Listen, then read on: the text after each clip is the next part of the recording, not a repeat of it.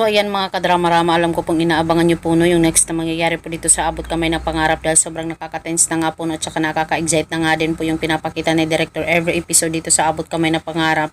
Lalong-lalo na ngayon talagang nakapokus nga po itong si Director sa pagmamahalan nga po talaga ni Lynette at saka ni RJ at saka ito ni Claire na talagang nakisawsaw na naman talaga dito sa pag-iibigan ni Lynette at saka ni RJ. Kaya itong si RJ talagang naguguluhan na nga po siya no, ngayon sa nangyayari dahil itong si Lynette parang hindi na niya naiintindihan bakit nagkakaganyan siya, bakit palaging galit sa kanya, 'di ba? Na kung saan noon hindi naman yang ganyan eh.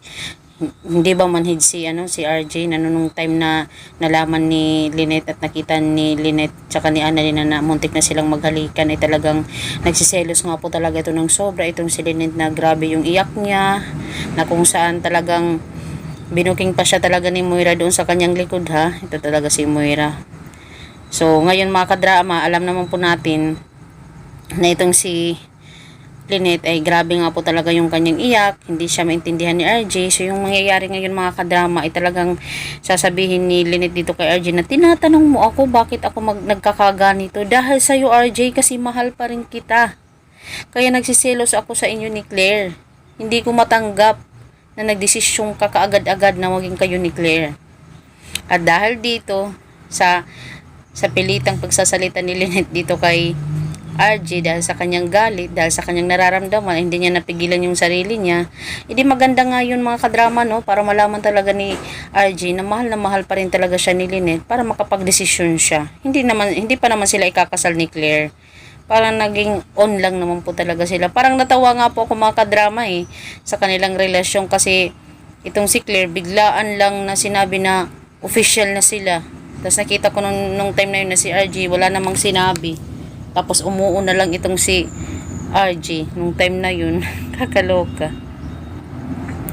Hindi, sana nga po mga kadrama no, ito na yung time na nalaman ni RJ yung katotohanan sa nararamdaman ni Lynette, bakit siya nagkakaganyan. Sana nga po talaga ay makapag-desisyon na nga po talaga itong si RJ no, kasi alam naman po talaga natin na nag-amnesia si RJ pero hindi nag-amnesia yung puso niya.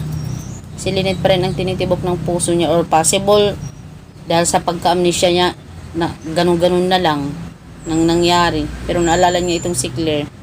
Pero yung pagmamahal niya kay Lynette, ibig sabihin hindi niya naalala, di ba?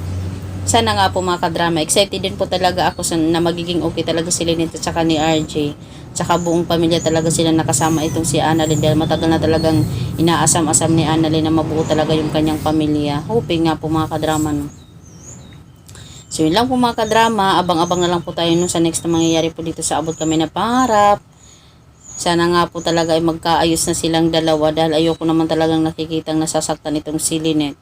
Imbis na deserve niya na maging maligaya katapos ng pagkakaroon niya ng relasyon doon kay Carlos dahil hindi naman siya masaya. Dahil nung time na yun iniisip pa rin talaga ni Lynette itong si RJ pa rin. So yun lang po mga kadrama, don't forget to please like, share, and subscribe my channel. Bye bye, abangan! Bye!